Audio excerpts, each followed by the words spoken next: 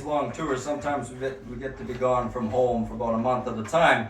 And before I left on this tour, before we decided to head over the pond, I decided I'd go visit my grandparents on the farm back home in our home province of Saskatchewan. Driving on the grit roads to go see it, going about 60 kilometers an hour or so, taking it easy, having a nice little drive. All of a sudden, out the corner of my eye, I see this chicken running along the side of my car, if you can imagine that.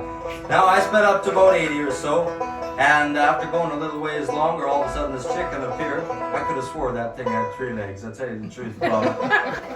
Now, he showed up again, or the chicken, she rather, showed up again, and before I could speed up anymore, the darn thing ran in front of my car and down the driveway of a farmyard. So I stopped just as quick as I could, and I went down the same driveway, and I met a farmer standing down there. So I rolled down my window. I asked him, I said, did a chicken just come running by here, one with 3 legs? He said, yeah, that's my chicken. I raise 3-legged chickens. I said, you raise 3-legged chickens? What the heck, why? He said, well, I like a drumstick, Ma likes a drumstick, and the kid that done grown up, he likes a drumstick too. We just got fighting over me. That's the joke. That's as far as I got.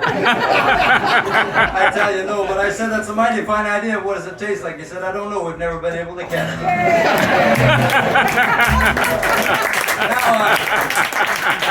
Now that the hair is all back in order, I'd like to tell you about this handsome fella standing right over here. Back home in Canada, he's what we like to call our guitar picking bus driver. Of course, figure he plays that guitar a lot better than he does drive the thing, so figured when we come over the pond here, I have to hire myself a bus driver specifically for on this island, because I figured if he can't drive on the straight roads we have back in Canada, there ain't no way we're going to last about 5 minutes by the time we get off the plane onto the windy roads you got here, and driving on the wrong side of the road, I might add, on the wrong side of the vehicle too.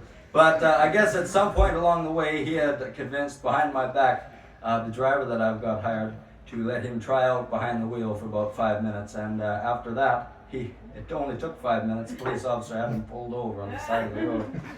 And he pulled over on the wrong side of the road too, because back home in Canada he's used to pulling over on this side, but the police officer wanted us on the other side. Anyway, so there was that, plus the reason he got pulled over was he was driving on that side too. But,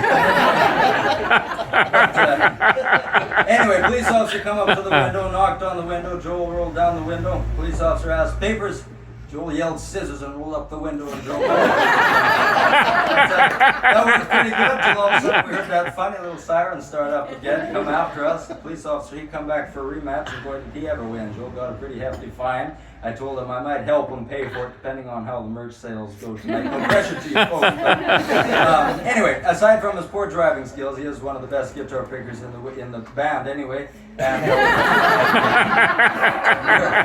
kind of going to prove that to you now with a number that I wrote, and he souped up, made it into what it is today. A little bit of tuning and a whole lot of picking called Until the Day I See You Dear.